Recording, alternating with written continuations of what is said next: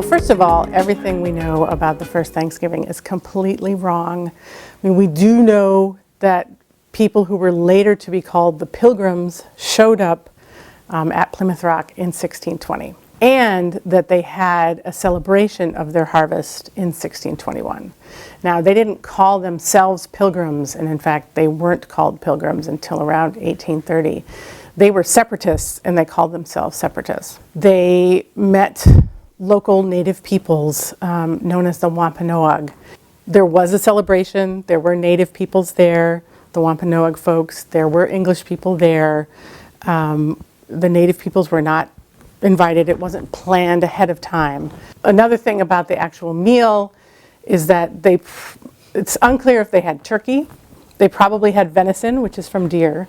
They certainly didn't have any kind of pie. The Pilgrims didn't have the wheat flour, so they couldn't actually make the pie. And so what we think of as the traditional Thanksgiving dinner wasn't made into a national proclamation until 1863, and was done so by Abraham Lincoln during the Civil War to kind of promote some kind of national unity. Another story about Thanksgiving is a darker one, actually, that, and this doesn't relate necessarily to the first one, but that after 1637, when the English massacred the Pequot people, and the Pequot lived west of the Wampanoag in kind of Connecticut, Rhode Island area. And most Thanksgivings that were celebrated after that massacre were celebrated only by English people who were celebrating that massacre, that they weren't actually celebrating any kind of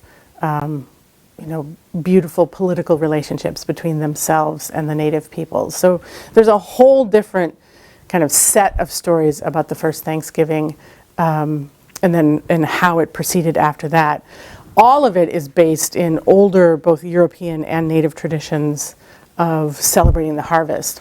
It also wouldn't have been in November or even late November.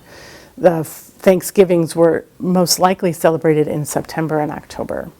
But what's very clear is that the way we tell the Thanksgiving story has very little relationship with the historical truth and with actually these longer history of relationships between Pilgrims and the English and the Wampanoag peoples and so many other peoples who lived in that region in Massachusetts, Rhode Island, Connecticut, and many of whom still live there today. So the kinds of things we learn in elementary school all the way through college in some cases about not only why the first Thanksgiving happened, but also the political conditions under which it happened are just completely off.